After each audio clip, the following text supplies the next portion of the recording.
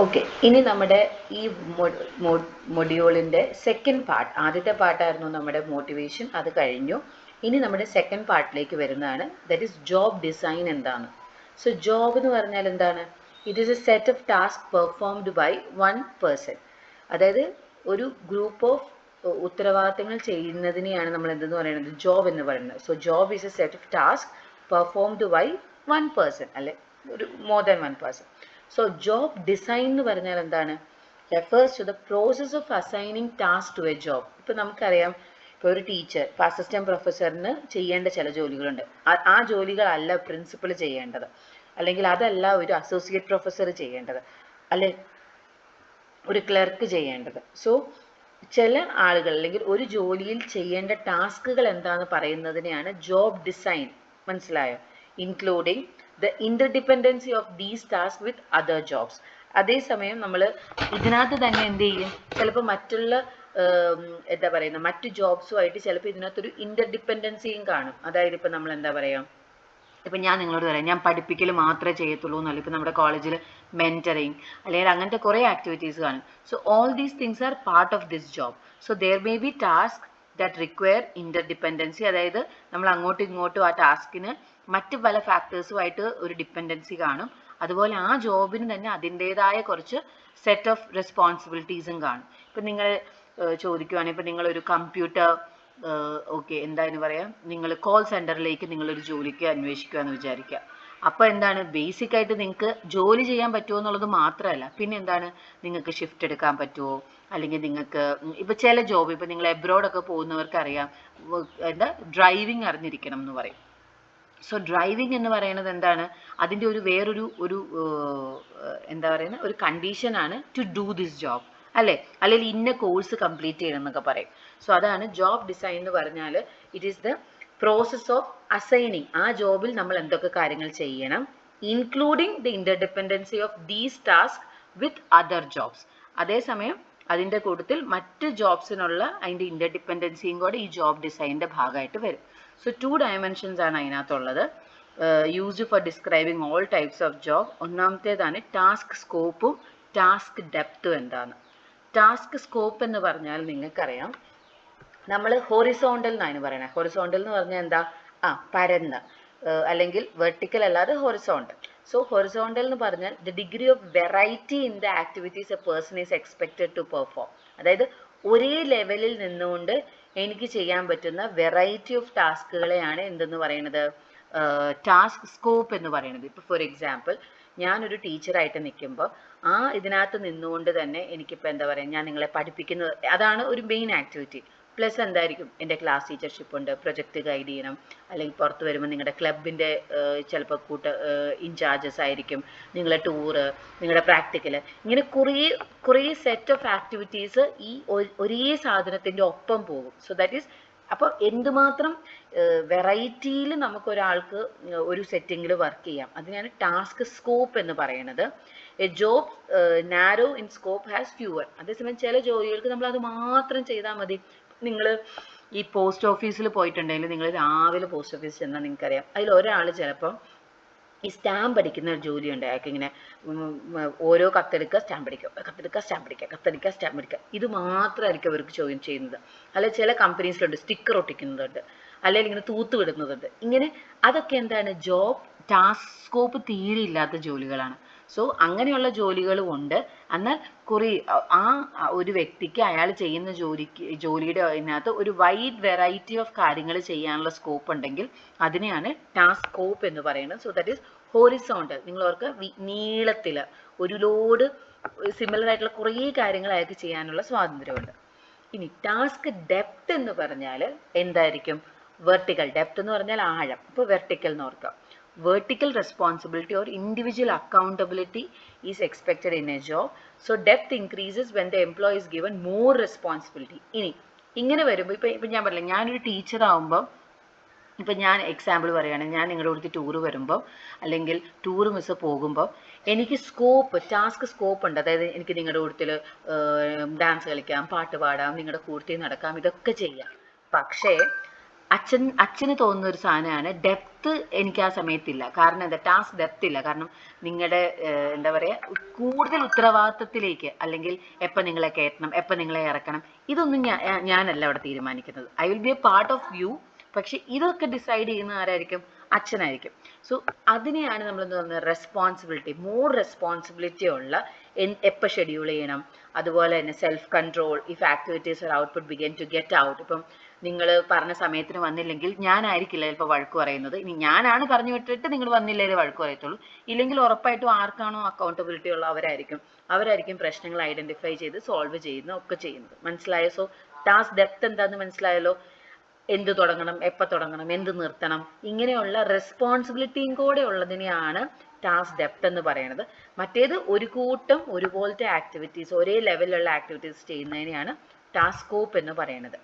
So job ഡിസൈനിനകത്ത് വരുന്ന 4 concepts ആണ്. ഇപ്പോൾ ജോബ് ഡിസൈൻ ചോദിച്ചാൽ നിങ്ങൾ ജോബ് എന്താണ്, ജോബ് ഡിസൈൻ എന്താണ്, അതിനകത്ത് വരുന്ന ഈ 2 കാര്യങ്ങളും പ്ലസ് ഈ പറയുന്ന 4 ലെവൽ, ഈ 4 പോയിന്റ്സും കൂടെ എഴുതണം. So certain aspects of job design, ഇതെല്ലാം ജോബ് ഡിസൈനിനകത്ത് വരുന്നതാണ്. ഒന്നാമത്തേതാണ് job rotation, job enlargement, enrichment, job characteristic model. എന്താണ്? അതൊരു പെർട്ടിക്കുലർ മോഡലാണ്. ജോബ് റൊട്ടേഷൻ പേര് കേൾക്കുമ്പോൾ തന്നെ അറിയാം. റൊട്ടേഷൻ എന്ന് പറഞ്ഞാൽ എന്താ? ഇങ്ങനെ കറങ്ങിക്കൊണ്ട് മൂവിങ് അല്ലേ, അല്ലെ ഇങ്ങനെ റൊട്ടേറ്റ് ചെയ്യുക. So the process of job rotation involves moving workers in a systematic way from one job to another in order to provide more interesting and satisfying work. അതായത് ഇപ്പോൾ ചില കമ്പനീസിൽ നമ്മൾ ഒരേ ലെവലിലായിരിക്കുമ്പോൾ നമുക്ക് ഇപ്പോൾ എക്സാമ്പിൾ പറയുകയാണെങ്കിൽ, ഇപ്പം നമ്മുടെ ഡിപ്പാർട്ട്മെൻറ്റിൽ ഇപ്പം OB ഇന്ന് ഞാൻ പഠിപ്പിച്ചു, OB നാളെ ജോലിയ മിസ് പഠിപ്പിക്കും, OB നാളെ ചിഞ്ചു മിസ് പഠിപ്പിക്കുകയാണെങ്കിൽ ദാറ്റ് ഷോസ് എ റൊട്ടേഷൻ. അതായത് ഇപ്പം ചിഞ്ചു മിസ് പഠിപ്പിക്കുന്ന പേപ്പറായിരിക്കും ഞാൻ പഠിപ്പിക്കുന്നത്. ഇങ്ങനെ അതായത് ഒരേ ലെവൽ തന്നെയാണ്, പക്ഷെ നമ്മൾ പല ജോബ്സ് നമ്മൾ ട്രൈ ചെയ്യും. മനസ്സിലായോ? So moving workers in a systematic way from one job to another. കിട്ടിയോ? അല്ലെങ്കിൽ ഇപ്പോൾ നമ്മുടെ ഡിപ്പാർട്ട്മെൻറ്റിൽ ഒരു ടീച്ചർ മാത്രമാണ് പേപ്പർ നോക്കുന്നത്, വേറൊരു ടീച്ചർ മാർക്ക് കൂട്ടുക മാത്രമാണ് ചെയ്യുന്നത്, വേറൊരു ടീച്ചർ ഗ്രേഡ് മാത്രം ഇടുന്നത്. ഇങ്ങനെ ഒരു 3 ജോലികളാണെന്ന് വിചാരിച്ചോ. ജോബ് റൊട്ടേഷനിൽ എന്താണ്?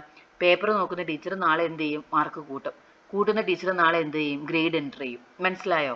ഇങ്ങനെ ഒരേ ലെവലിൽ വർക്ക് മൂവ് ചെയ്യുന്നത്, അങ്ങോട്ടും ഇങ്ങോട്ടും സിസ്റ്റമാറ്റിക്കലി മൂവ് ചെയ്യുന്നതിനെയാണ് ജോബ് റൊട്ടേഷൻ എന്ന് പറയുന്നത്. സോ ദാറ്റ് അപ്പോൾ എന്തുണ്ടാവും? മൊണോട്ടോണസ്. നമ്മൾ പറയില്ലേ ഒരേ സാധനം ചെയ്ത് മടുക്കില്ല നമ്മൾ, ബിക്കോസ് നമ്മൾ ഓരോ ദിവസം വ്യത്യസ്തമായിട്ടുള്ള കാര്യങ്ങൾ ട്രൈ ഔട്ട് ചെയ്യണം. So by helping the employee move across a wide variety of task, it helps in the development of a large array of job skills. അങ്ങനെ വരുമ്പോൾ എന്താ? നമുക്ക് എല്ലാവർക്കും കഴിവുകളുണ്ട്. ഇപ്പം നമ്മളല്ലേ, ഞാൻ ഇന്ന് OB പഠിപ്പിച്ചു, നാളെ CBT പഠിപ്പിക്കുമ്പോൾ അല്ലെങ്കിൽ AB പഠിപ്പിക്കുമ്പോൾ ഇപ്പം ഞാൻ നിങ്ങളോട് എന്ത് പറയും? അയ്യോ എനിക്ക് AB ഒന്നും അറിയത്തില്ല എന്ന് പറയും. പക്ഷെ വൺസ് ഞാൻ അതും കൂടെ പഠിപ്പിക്കുകയാണെങ്കിൽ എന്താ? I would grab that skills also. മനസ്സിലായോ? സോ നമുക്ക് ഒരു കമ്പനിയുടെ കാര്യത്തിലാണെങ്കിലും ചിലർ പറയില്ല അയ്യോ അതെനിക്ക് അറിയത്തില്ല എന്ന് പറയുമ്പോൾ നമ്മൾ പറയും മറ്റേ പഞ്ചാബി ഹൗസിൽ നിനക്ക് തുണി അലക്കാൻ അറിയത്തില്ല, എന്നാൽ നീ അലക്കി പഠിക്കുക എന്ന് പറയുന്ന പോലെ you are grabbing skills in that. So therefore providing the organisation with a greater flexibility. അങ്ങനെ വരുമ്പോൾ എന്തായിരിക്കും ഓർഗനൈസേഷൻ? ഇതിൻ്റെ ഒരു ഗുണം എന്താ? ഗുണങ്ങളും ദോഷങ്ങളും ഉണ്ട്. ഗുണം എന്താ? വർക്ക് ഒരിക്കലും പെൻഡിങ് ആവത്തില്ല. കാരണം എന്താ? എല്ലാവർക്കും എല്ലാം ചെയ്യാൻ അറിയാമല്ലോ. ഇപ്പോൾ ഒരാളില്ലെങ്കിലും ആ സാധനം മറ്റൊരാൾ എടുത്ത് അത് ആ വർക്ക് അവിടെ നടന്നു പോകും. So the strength of the job rotation എന്താണ്? ഒന്ന് ബോർഡം കുറയും, മോട്ടിവേഷൻ, കാരണം എന്നും ഒരേ സാധനമല്ലല്ലോ. Motivation helps employ better understand how their work contributes. അതുപോലെ തന്നെ ഓരോരുത്തരുടെയും റെലവൻസ് എന്താണ്? ഇപ്പം നമ്മൾ ചിലരോട് പറയാമല്ലോ നിനക്കെന്താ, നിനക്ക് സുഖമാണല്ലോ, നിനക്ക് പ്രത്യേകിച്ച് പണിയൊന്നും ഇല്ലല്ലോ നമ്മൾ പറയും. അപ്പം നമ്മൾ അവരുടെ ജോലി ചെയ്യുമ്പോഴാണ് അവരുടെ പണി എന്താണെന്ന് നമ്മൾ മനസ്സിലാക്കുന്നത്, അല്ലേ? So how much one's contribution is significant in an organization എന്നുള്ളത് നമ്മൾ ആ ജോബ് റൊട്ടേഷൻ ചെയ്യുമ്പോഴാണ് മനസ്സിലായോ? ജോബ് റൊട്ടേഷൻ എന്താണ്? മൂവിങ് വർക്കേഴ്സ്, ഒരു സ്ഥലത്ത് വർക്ക് ചെയ്യുന്ന തൊഴിലാളികൾ അടുത്ത ഒരു യൂണിറ്റിൽ പോയി വർക്ക് ചെയ്യും. അങ്ങനെ moving workers in a systematic വേനെയാണ് ജോബ് റൊട്ടേഷൻ എന്ന് പറയുന്നത്. അങ്ങനെ വരുമ്പോൾ എന്താണ്?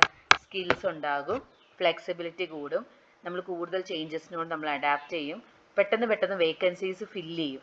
എന്ന് പറഞ്ഞാൽ എന്താ? ഇപ്പം എനിക്ക് മറ്റേ ജോലിയും ചെയ്യാൻ അറിയാവുന്നതുകൊണ്ട് ചിലപ്പോൾ ആ ജോലിയും കൂടെ എനിക്ക് ചെയ്യാൻ പറ്റിയിട്ട് എൻ്റെ പൊസിഷനിലേക്ക് വേറെ ആളെ വരുത്തിയാൽ മതിയായിരിക്കും. സോ ഹൗവർ ജോബിന് കുറച്ച്, ഈ റൊട്ടേഷന് കുറച്ച് ഡ്രോബാക്സ് ഉണ്ട്. ഒന്നാമത്തെ ഡ്രോബാക്ക് എന്താ? നമ്മൾ വെറുതെ ഇങ്ങനെ ഒരാളെ കൊണ്ടുപോയി പ്ലേസ് ചെയ്യല്ല, നമ്മൾ ട്രെയിനിങ് കൊടുക്കണം, അല്ലെ? ട്രെയിനിങ് കൊടുത്താലാണ് അവർക്ക് അതും കൂടെ ചെയ്യാൻ പറ്റുള്ളൂ. അങ്ങനെ വരുമ്പോൾ എന്നെ ഒരു ജോലി പഠിപ്പിക്കേണ്ടടുത്ത് തന്നെ 10 ജോലി പഠിപ്പിക്കണം. അപ്പോൾ എന്ത് കോസ്റ്റ് ഇൻക്രീസ് ചെയ്യും? ട്രെയിനിങ് കോസ്റ്റ് ഇൻക്രീസ് ചെയ്യും. So moving a worker in to a new position reduces productivity. പിന്നെ നമുക്കറിയാം നമ്മൾ സ്ഥിരമായിട്ട് ചെയ്യുന്ന ജോലി അല്ലാതെ ആദ്യമായിട്ടൊരു ജോലി ചെയ്യുമ്പം എപ്പോഴും പ്രൊഡക്ടിവിറ്റി അല്ലെ സ്പീഡ് കുറയും നമ്മുടെ. സോ ട്രെയിനിങ് കോസ്റ്റ് കൂടുക എന്ന് മാത്രമല്ല, ഇറ്റ് റെഡ്യൂസസ് ദ പ്രൊഡക്ടിവിറ്റി. നിങ്ങൾ ഈ പ്രൊഡക്ഷൻ സ്ഥലത്തൊക്കെ പോയാൽ മതി, അവർ പട്ട ഫാസ്റ്റായിട്ട് നിങ്ങളിങ്ങനെ പാക്കിംഗ് ഒക്കെ ചെയ്യുന്നവരെ കണ്ടാൽ മതി. അവരെടുക്കുന്നു പാക്ക് ചെയ്യുന്നു, എടുക്കുന്നു പാക്ക് ചെയ്യുന്നു. പുതിയ ഒരാൾ വരുമ്പോഴത്തേനും അത്രയും സ്പീഡ് അവർക്ക് കിട്ടത്തില്ല. So it will in turn affect their productivity.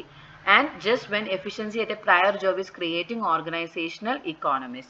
അപ്പോൾ നമ്മൾ പറയില്ലേ, ചിലത് ചെയ്യുമ്പം അത് ഭയങ്കര അവർ പെട്ടെന്ന് ചെയ്യുമ്പോൾ അത് ഓർഗനൈസേഷൻ ലാഭമായിരിക്കും. പക്ഷെ നമ്മൾ ഈ ആദ്യമായിട്ട് പോയിരുന്ന് ചെയ്യുമ്പോൾ അത് ചിലപ്പോൾ അഫക്റ്റ് ചെയ്യും. സോ ഒന്നാമത്തെ ഫാക്ടർ കോസ്റ്റ് അഫക്റ്റ് ചെയ്യും. ആൻഡ് സംടൈംസ് പ്രൊഡക്ടിവിറ്റി കുറയും.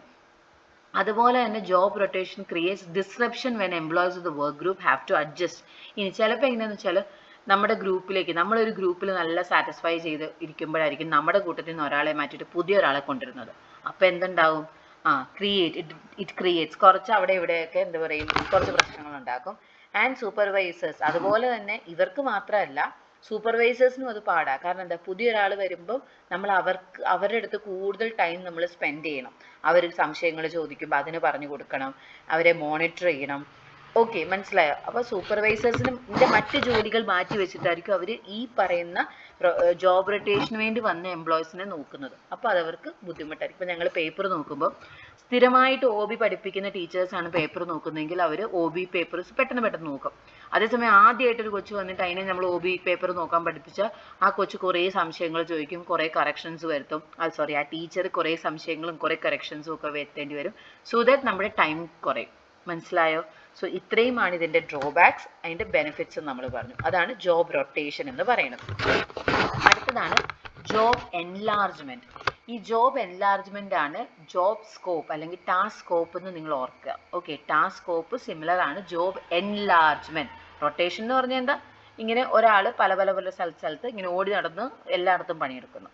ജോബ് എൻലാർജ്മെൻറ്റ് എന്ന് പറഞ്ഞാൽ ടാസ്ക് സ്കോപ്പ് പോലെ horizontal loading of the job ആണ്, which aims to expand the workers' job to include the tasks which are previously performed by other workers. അപ്പോൾ ഇവിടെ എങ്ങനെ വെച്ചാൽ ജോബ് റൊട്ടേഷൻ അല്ല നടക്കുന്നത്, മറിച്ച് ഇപ്പം എന്താ പറയുക, ഇപ്പോൾ ഫോർ എക്സാമ്പിൾ ഈ ചില കോളേജുകളിൽ ലാബ്, ഇപ്പം നിങ്ങൾക്കറിയാം പ്രാക്ടിക്കൽസ് ചെയ്യുന്നത് നിങ്ങളുടെ ടീച്ചേഴ്സ് തന്നെയാണ്.